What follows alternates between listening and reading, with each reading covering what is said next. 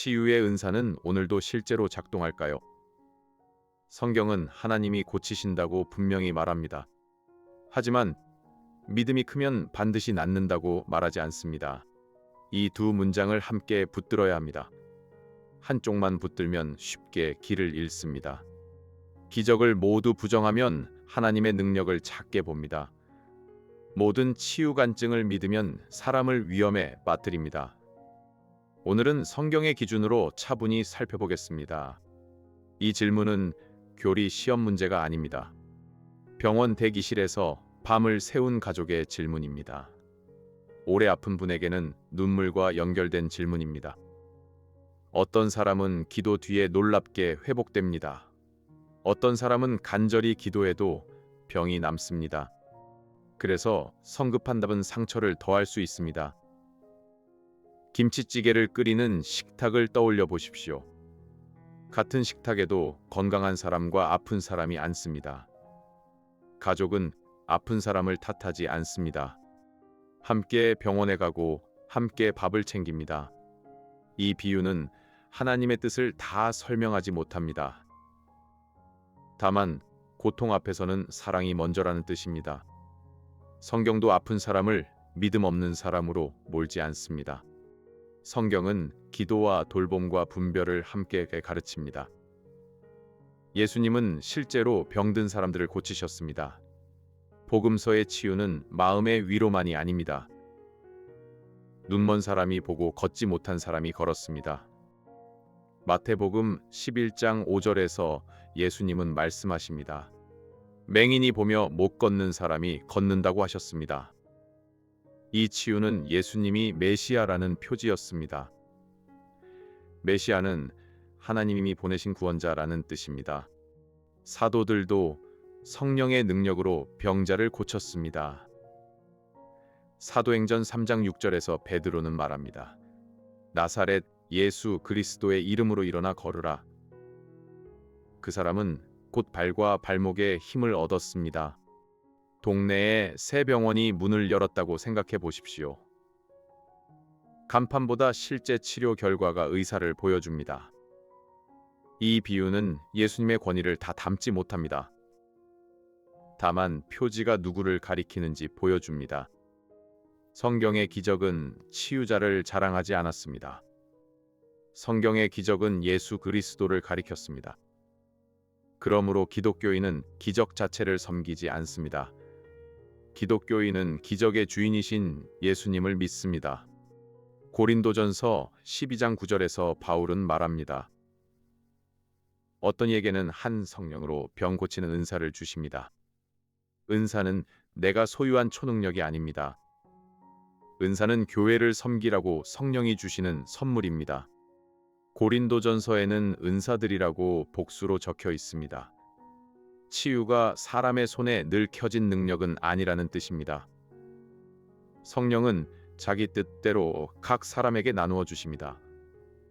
바울도 원하는 사람을 모두 고치지 않았습니다. 디모데전서 5장 23절을 보면 알 수 있습니다. 바울은 디모데에게 포도주를 조금씩 쓰라고 권합니다. 잦은 병 때문에 당시의 치료 수단을 권한 것입니다. 디모데후서 4장 20절도 솔직합니다. 바울은 병든 드로비모를 밀레도에 두었습니다. 가정의 구급상자를 떠올려 보십시오. 가족은 기도하면서 체온도 재고 약도 먹습니다. 이 비유는 성령의 은사를 다 설명하지 못합니다. 다만 기도와 치료가 적이 아니라는 뜻입니다. 하나님은 기적으로 고치실 수 있습니다. 하나님은 의사와 약을 통해서도 고치십니다. 성실한 그리스도인 사이에도 견해가 다릅니다. 중지로는 사도적 표적 은사가 끝났다고 봅니다. 중지로는 그 은사가 멈췄다는 뜻입니다. 사도 시대의 기초가 완성되었다고 보기 때문입니다. 에베소서 2장 20절은 교회의 터를 말합니다. 교회는 사도들과 선지자들의 터 위에 세워졌습니다. 개혁주의 신학자들은 이 기초의 성격을 강조합니다. 표적은 사도들의 복음 전파를 확인해 주었습니다. 지속론은 치유의 은사가 오늘도 있다고 봅니다. 지속론은 은사가 계속된다는 뜻입니다. 지속론자는 고린도전서의 명령을 중요하게 봅니다. 성경의 은사가 끝날 날짜가 없다고 말합니다. 새 아파트의 기초 공사를 떠올려 보십시오. 기초는 한 번 놓지만 집에서는 계속 일이 일어납니다. 이 비유는 교회와 은사를 완전히 설명하지 못합니다. 다만 기초와 일상의 역사를 구별하게 돕습니다. 보수 개혁주의는 보통 중지론에 더 가깝습니다. 특정 치유자가 은사를 마음대로 쓴다는 주장을 경계합니다. 그러나 하나님이 오늘 치유하심도 부정하지 않습니다. 하나님의 섭리는 지금도 살아 있습니다. 섭리는 하나님이 세상을 붙들고 이끄신다는 뜻입니다. 하나님은 우리의 기도에 특별히 응답하실 수 있습니다. 성경의 대답은 아니오입니다. 병이 남는다고 믿음이 없다는 뜻은 아닙니다. 사도 바울에게도 육체의 가시가 있었습니다. 바울은 그것이 떠나도록 3번 간구했습니다. 고린도후서 12장 9절에서 주님은 답하십니다. 내 은혜가 내게 족하다고 말씀하셨습니다. 주님은 바울의 기도를 무시하지 않으셨습니다. 주님은 즉시 치유보다 충분한 은혜를 주셨습니다. 빌립보서 2장 27절에 에바브로디도는 회복됐습니다. 바울은 하나님이 그를 긍휼히 여기셨다고 말합니다. 치유는 사람의 믿음에 대한 임금이 아닙니다. 치유는 하나님이 자유롭게 베푸시는 긍휼입니다. 봄비를 기다리는 농부를 떠올려 보십시오. 농부는 씨를 뿌리고 물을 구합니다. 그러나 농부가 하늘을 조종하지는 못합니다. 이 비유는 기도의 신비를 다 담지 못합니다. 다만 간구와 통제가 다르다는 뜻입니다. 우리는 담대히 치유를 구할 수 있습니다. 그러나 하나님께 결과를 명령할 수는 없습니다. 이사야 53장 5절은 중요한 말씀입니다. 그가 채찍에 맞음으로 우리는 나음을 받았다고 합니다. 베드로전서 2장 24절도 이 말씀을 인용합니다. 문맥의 중심은 죄에서 돌이키는 구원입니다. 예수님의 십자가는 죄와 죽음을 이기셨습니다. 그래서 몸의 완전한 회복도 구원에 포함됩니다. 하지만 완전한 회복은 부활 때 이루어집니다. 요한계시록 21장 4절 그날을 보여줍니다. 다시는 사망과 애통과 아픈 것이 없을 것입니다. 겨울이 지나고 봄이 오는 모습을 떠올려 보십시오. 첫 꽃은 봄이 왔다는 표지입니다. 그러나 첫 꽃이 피었다고 추위가 모두 끝나지는 않습니다. 이 비유는 하나님 나라를 다 담지 못합니다. 다만 이미 시작됐지만 아직 완성 전임을 보여줍니다. 오늘의 치유는 다가올 부활을 미리 맛보게 합니다.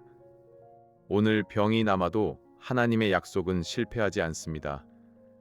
그리스도 안에서 마지막 치유는 반드시 옵니다. 모든 놀라운 이야기를 곧 기적으로 부르지 마십시오. 반대로 듣기도 전에 비웃지도 마십시오. 첫째, 실제 진단과 회복 자료를 확인하십시오. 둘째, 치유자가 돈과 명성을 요구하는지 보십시오.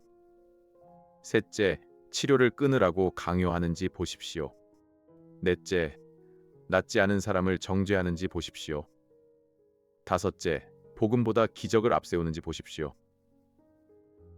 사도행전 8장의 시몬은 능력을 돈으로 사려 했습니다. 베드로는 그 욕심을 단호하게 책망했습니다. 건강검진 결과를 확인하는 장면을 떠올려 보십시오. 큰 변화가 나오면 다른 검사로 다시 확인합니다. 확인은 불신이 아니라 사람을 지키는 책임입니다. 이 비유는 기적을 다 설명하지 못합니다. 다만 진식한 검증을 두려워하지 않습니다. 치유 집회 때문에 약을 임의로 끊지 마십시오. 의료인과 상입시 치료를 바꾸지 마십시오. 하나님을 믿는 일과 의학을 거부하는 일은 다릅니다. 야고보서 5장 14절은 구체적으로 권합니다. 병든 사람은 교회의 장로들을 청하라고 합니다. 장로들은 주의 이름으로 기도하라고 합니다. 기도는 혼자 증명해야 하는 시험이 아닙니다. 교회가 함께 짐을 지는 사랑의 행동입니다. 우리는 분명하고 담대하게 기도할 수 있습니다. 하나님, 이 병을 고쳐 주십시오. 의사에게 지혜를 주시고 치료를 사용해 주십시오. 고통 속에서도 믿음과 평안을 지켜 주십시오. 그리고 주님의 뜻에 우리를 맡깁니다. 병원에 반찬을 들고 찾아가는 교우를 떠올려 보십시오. 그 손길도 기도와 함께하는 사랑입니다. 이 비유는 성령의 위로를 다 담지 못합니다. 다만 기도가 나아야 한다는 뜻입니다. 아픈 사람에게 숨은 부터 찾으라고 하지 마십시오. 치유되지 않은 결과를 믿음 탓으로 돌리지 마십시오.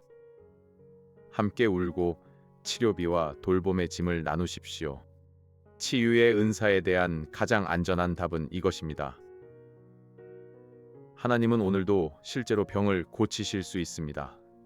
하나님은 기도에 놀랍게 응답하실 수 있습니다. 그러나 누구도 치유를 마음대로 보장할 수 없습니다. 사도적 표적 은사의 지속 여부는 신중히 판단해야 합니다. 확실한 것은 그리스도의 십자가와 부활입니다. 오늘 낫는 사람도 언젠가는 다시 죽음을 마주합니다. 그러나 그리스도 안에서는 죽음이 마지막이 아닙니다. 가족 사진 속 오래된 얼굴을 떠올려 보십시오. 우리는 사랑하는 이의 온전한 회복을 기다립니다. 이 비유는 부활의 영광을 다 담지 못합니다. 다만 우리의 소망이 오늘의 몸을 넘어선다는 뜻입니다. 지금 아프다면 혼자 견디지 마십시오. 교회의 기도를 요청하고 필요한 치료를 받으십시오. 하나님께 치유를 구하되 하나님 자신을 붙드십시오. 치유가 늦어져도 그리스도의 사랑은 떠나지 않습니다. 다음 영상에서는 방언의 은사를 살펴보겠습니다. 왜 하나님은과 함께 다음 질문도 차분히 고민해 주세요. 이 영상은 보수적 개혁주의 신학의 입장에서 제작된 변증학적 콘텐츠이며 어떤 신학적 견해를 대변하지 않습니다. 본인의 신앙 공동체 및 목회자와 함께 묵상하시기를 권합니다.